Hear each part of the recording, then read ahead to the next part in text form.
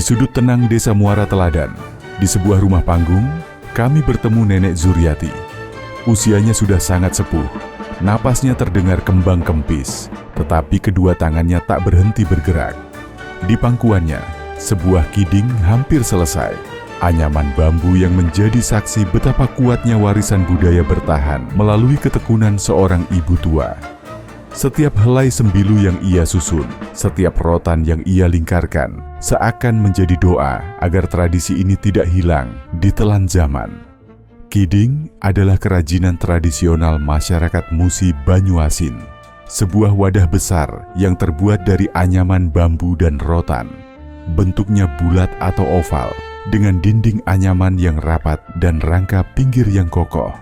Berbeda dari keranjang pabrik yang dingin dan tak bernyawa, kiding digunakan untuk menyimpan hasil kebun, menampung ikan, atau membawa barang-barang sehari-hari. Ia lahir dari kebutuhan masyarakat sungai yang mengutamakan kepraktisan, kekuatan, dan daya tahan. Jika ditelusuri sejarahnya, kiding sudah ada sejak masa ketika masyarakat Muba mengandalkan bahan dari alam untuk memenuhi kebutuhan rumah tangga. Bambu yang tumbuh di tepi sungai dibelah menjadi sembilu tipis. Rotan diambil dari hutan, lalu keduanya dirangkai menjadi wadah yang kuat dan ringan. Pengetahuan ini tidak pernah ditulis, tetapi diwariskan dari ibu ke anak, dari satu generasi ke generasi berikutnya. Dan hari ini, warisan itu hidup dalam tangan Nenek Zuriati. Proses pembuatan kiding membutuhkan kesabaran yang nyaris tanpa batas.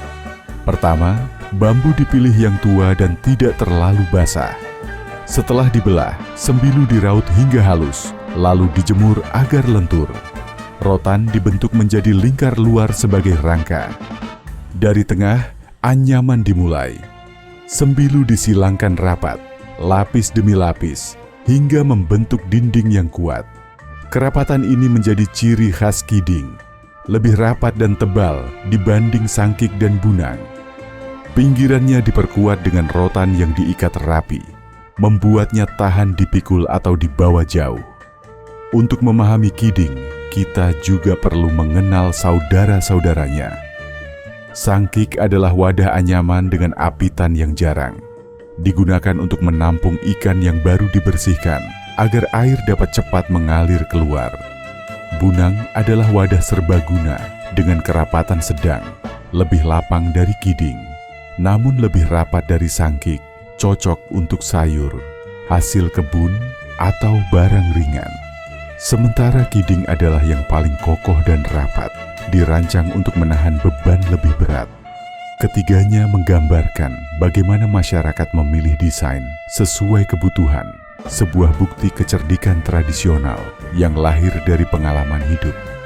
Kembali ke tepi sungai, tempat Nenek Zuriati duduk, kami menyaksikan bagaimana ia, dengan napas yang tersengal, tetap menyelesaikan kidingnya. Di balik tubuh yang lemah, ada jiwa yang kuat.